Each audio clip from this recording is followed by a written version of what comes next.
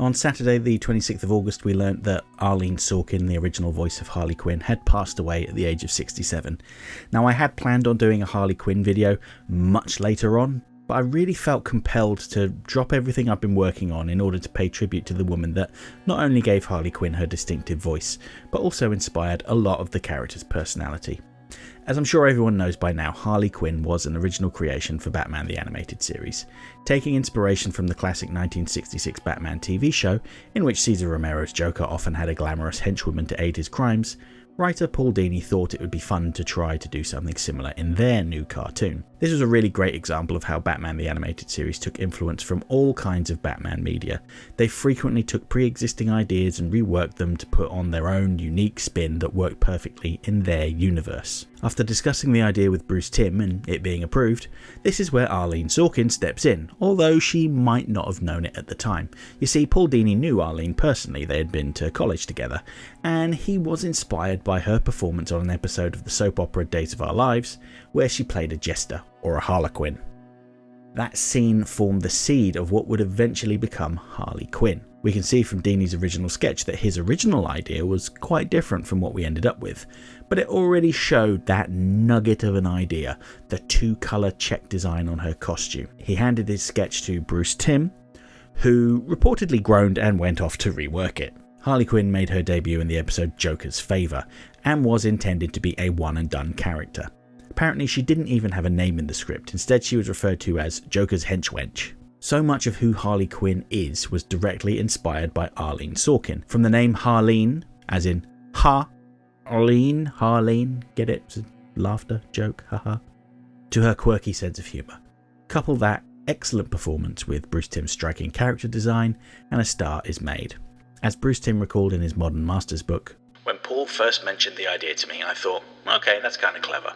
We put her in Joker's Favour, and it wasn't until we got the footage back from overseas and we saw her on screen that everybody instantly fell in love with her. It was a combination of the personality and the voice, Arlene's voice, and the visual. It was, wow, she's a doll." The writers liked Harley so much that they wrote her into Joker stories whenever they could. Who can forget her little Jokerfish jingle from The Laughing Fish? Joyful and jolly Jokerfish.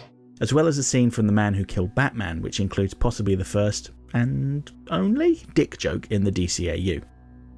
"Don't I know you from someplace?" I think I served you a subpoena once. It was a small subpoena. Harley would most often serve as a background character with only a few minutes of screen time, until she was given her first Harley-centric episode in Harley and Ivy. Now this episode was quite progressive for the time, really epitomising that mid-90s slogan of girl power years before the Spice Girls popularised it. After a hard breakup with the Joker, Harley sets out on her own, only to find a new friend in Poison Ivy. Harley and Ivy go on an unbeatable crime spree, taking whatever they want from the establishment, and get the best of both Batman and the Joker. It's only when Officer Renee Montoya gets involved that they're stopped. There's a really fun scene where Harley and Ivy are catcalled by a group of youths at a traffic light. Rather than politely smile and do their best to ignore the unwanted sexual intimidation, as so many women have to do, Harley deals with them as best she knows how. With a bazooka. And I really like the image of Batman tied up with power cords from domestic appliances like vacuum cleaners and blenders, things that were traditionally associated with housewives. It's not a subtle message at all, but it really gets the point across. Harley would make her first comic book appearance in Batman Adventures 12, where she teams up with Poison Ivy to kidnap an heiress during a fancy dress party, attended by Barbara Gordon, dressed as Batgirl. It's not a particularly notable story other than it being the first published comic book appearance of Harley Quinn, and as such, if you want to find a copy of it these days, it's very expensive. Thank goodness I still have mine. Harley's origin wouldn't be revealed until 1994's Batman Adventures Mad Love Special, a 64-page prestige format comic book by Paul Dini and Bruce Timm. In it, Harley is revealed to have been a psychiatrist at Arkham who was emotionally manipulated by the Joker into falling in love with him and helping him in escaping Arkham. This comic really plays up Harley's love for the Joker and his contempt for her, apart from when she can be of use to him. It's a story about domestic abuse, with Harley expressing that her happiness is dependent on the Joker's. She identifies Batman as the single source of all of her problems. After all, the Joker is ignoring her because he wants to work on a new scheme to defeat Batman. Therefore, if Batman's out of the way, everything will be fine, right? Well, no.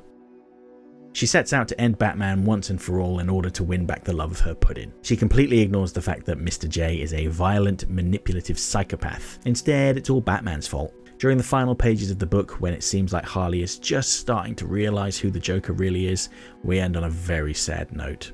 The Joker has left a single rose for her by her hospital bedside, with a note wishing her a speedy recovery. And that's all it takes for him to get his hooks back into her. The comic book won an Eisner Award, the comic book equivalent of the Oscars, in the category of Best Single Issue, and would later go on to be adapted into the new Batman Adventures episode, Mad Love. Although I'll do a separate video about that episode in the future. Getting back to Harley's adoration of the Joker and her willingness to put up with his abuse, this character trait is perfectly summed up in Harley's first proper solo episode, Harlequinade. The Joker has stolen an atomic bomb and Batman enlists Harley Quinn to help him track down the Joker. During their investigation, they come across an illegal casino where Batman is set upon by dozens of gangsters. In order to distract them while Batman works out a way to escape, Harley performs the most psychologically revealing song, Say That We're Sweethearts Again. The song details an abusive relationship with the singer recounting times that her partner had abused her, hurling a bottle at her head, kicking her in the park, throwing her off a roof, and how she never took the abuse as signs of their relationship being in trouble. It's so over the top that it's comical. So comical that you could be forgiven for thinking that it had been written with Harley Quinn in mind. However, the song is actually from the 1940s, and it was only added to the episode because Arlene Sorkin had chosen it as a song for an audition, and she had sung it to Paul Dini. Dini clearly saw that this song was absolutely perfect for Harley Quinn, and it was added to her episode. We would see one more Harley-centric episode before BTAS ended and was relaunched as the new Batman Adventures in the classic Harley's Holiday. In this episode, Harley Quinn is discharged from Arkham and sets out to resume her life. Before she can get a job, like a normal person would, she decides to go clothes shopping. After an unfortunate misunderstanding with a security guard, Harley feels like the world is conspiring against her, trying to force her back into a life of crime. And so she does what any sane, rational person does. She takes the time to explain herself calmly. No, instead she takes a hostage, socialite Veronica Vreeland, and goes on the run. Now, regular viewers of my channel will know that I love BTAS because of the dark and tragic backstories of the villains, but at the same time I really enjoy these light and humorous Harley Quinn-centric episodes. Yeah, there are still tragic elements. The world underestimates Harley Quinn, viewing her as just the Joker's girlfriend, only assigning value to her as a sex object, which I think is something that a lot of women can relate to. But these episodes are quite lighthearted and fun. Having said that, Harley's Holiday has the quintessential Batman moment in it at the end of the episode, when Harley asks Batman directly why he spent all day trying to save her when he could have just left her to self-destruct. Batman responds, I had a bad day too, once. As he hands her the dress she had bought earlier in the episode. It's a small gesture, but it perfectly encapsulates the psychology of the DCAU Batman. He's compassionate, he's kind, and he cares. When Batman evolved into the new Batman Adventures, yes, they are separate shows despite what the DVD releases tried to suggest, Harley Quinn was notable in that she was one of the only characters to not get a significant redesign. Yes, she was a little more angular, but her costume remained unchanged. As another sign of the significance of Harley Quinn, when Warner Brothers dipped their toes into the world of web cartoons during the early 2000s, they opted to make Gotham Girls, a series of 3-minute episodes about Harley Quinn, Poison Ivy, Batgirl, Renee Montoya and Catwoman. Of the 30 episodes, I think my favourite has to be Gotham Noir, which sees Harley in the role of a gritty pulp detective looking for Catwoman's missing cat. I even bought the DVD of the Birds of Prey TV series because Gotham Girls is included as a special feature. Ever since Batman the Animated Series ended, DC Comics has really embraced Harley Quinn in their mainline comic books. She was officially introduced during the No Man's Land crossover event in 1999, although her backstory was a little different. So in quick summary, Harley was revealed to be one of the people at Arkham that had helped the Joker to escape. She was caught and institutionalized for years, until an earthquake hit Gotham, ripping Arkham Asylum open, sending the inmates spilling onto the streets. Harley would attempt to reconnect with the Joker, but be brutally dumped by being locked in a rocket that crashed to Earth and left for dead. It was here that she was discovered by Poison Ivy, who cared for her and fed her a chemical concoction that enhanced her agility and made her immune to poisons.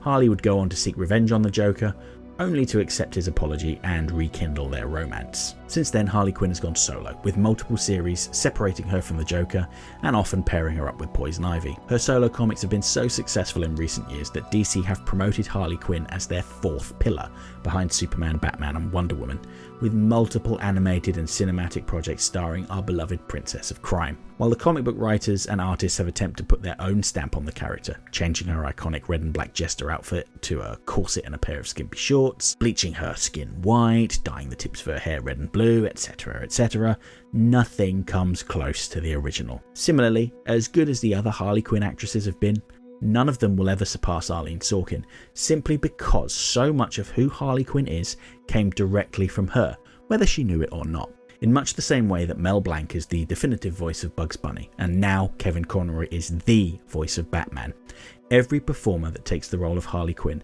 will undoubtedly be inspired by Arlene Sorkin's performance. I really don't know how to end this video, to be honest. There's nothing I can say other than thanks, Arlene.